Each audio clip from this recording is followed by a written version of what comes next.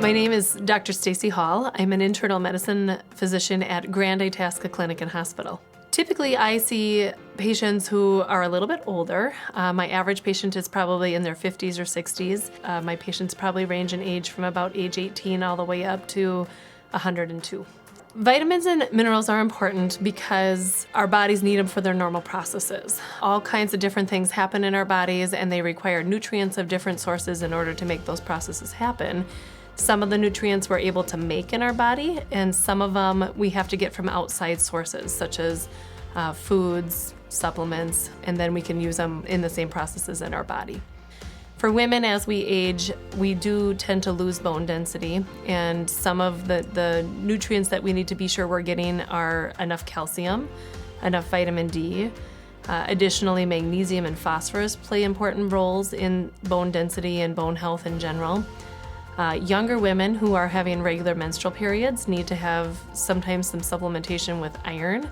That a lot of times can be done with diet, but some require a supplement in addition. Pregnant women tend to need some additional supplementation, particularly with folic acid. And then from there, it's really pretty just dependent on age and absorption ability. And of course, that can affect both men and women.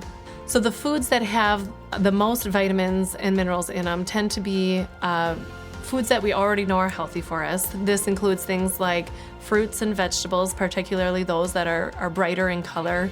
Leafy green vegetables are a great way to get a lot of your regular nutrients. Some of the nutrients, and particularly the minerals we get, can be gotten from foods that grow under the ground, so they pick up a lot of the stuff that's in the soil. So you think things like carrots, rutabaga, potatoes, things like that. It's important, I think, to have animal products. So this might include everything from dairy products, eggs, meats. In general, with meats, I would recommend leaner meats and leaner proteins, such as chicken, lean beef.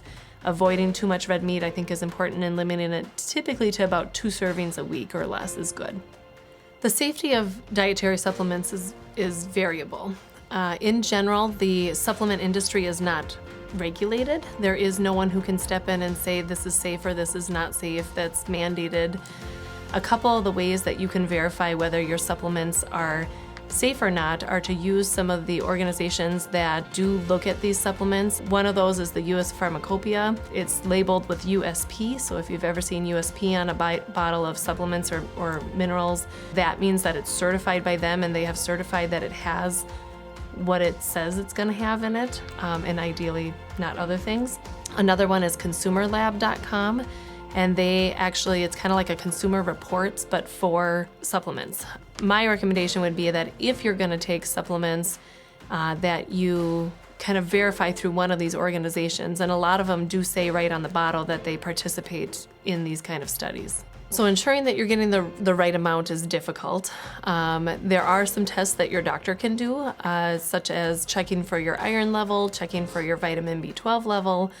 Most of the time, most people who eat a varied diet with fruits, vegetables, whole grains, dairy products, animal products, they will be getting enough vitamins and nutrients. So most people do not need to worry about it if they're getting a well-rounded diet.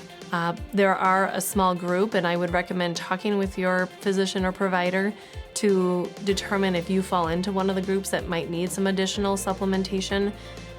In general, a lot of people in northern Minnesota tend to need vitamin D. That's not an uncommon one. And again, women as we age tend to need some supplementation to maintain bone health. Other than that, it's really very individual whether you actually need one or not. And I wouldn't necessarily recommend just taking one without a conversation further.